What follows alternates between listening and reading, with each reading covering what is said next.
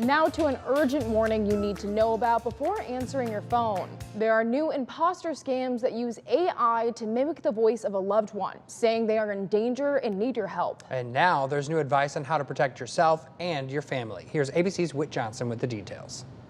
This morning, the innovative tools to help families stay vigilant amid a rise in AI voice scams. Criminals cloning a victim's voice using artificial intelligence and then using that voice to commit fraud. They synthesized the voice of a loved one saying something like, I've been in a car accident and I need money, or I'm in the hospital, or I've been arrested. It's always going to be, I need money.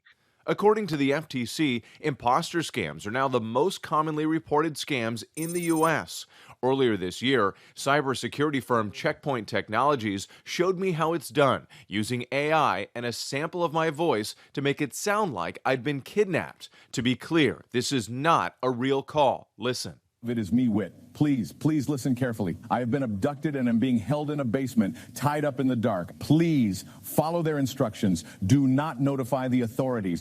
You look scared, Whit. Well, I mean, I am. That's very believable. These scammers now can have a conversation with you in real time. There's tools where you can actually type it in and use your voice. And catching a fake in the heat of the moment can be extremely difficult, says cybersecurity expert Dan Woods. Think about the stress that you're under when you think your loved one is calling you and telling you about being in an accident.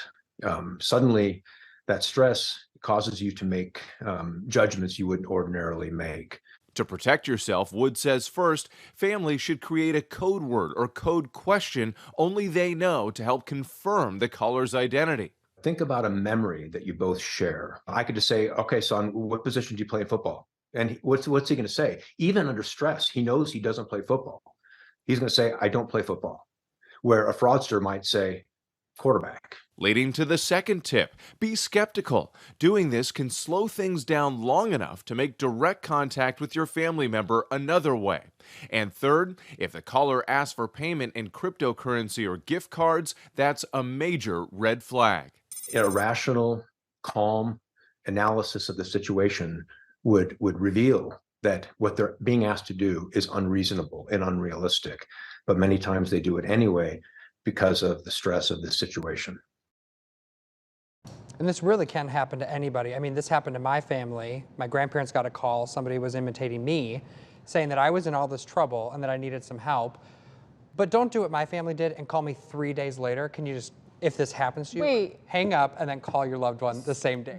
Don't wait 3 days. If you were in danger, they would have let you. 3 days. So just saying, time is of the essence, I guess, right? I'm so sorry. I'm glad that I'm okay. But anyway, yes, it's a very serious thing. Of course, if you think that it's a scam, hang up and actually call your loved ones. So. I can't go over the fact your I know, family, 3 days. Your family roasted you. Yeah. What are you going to do?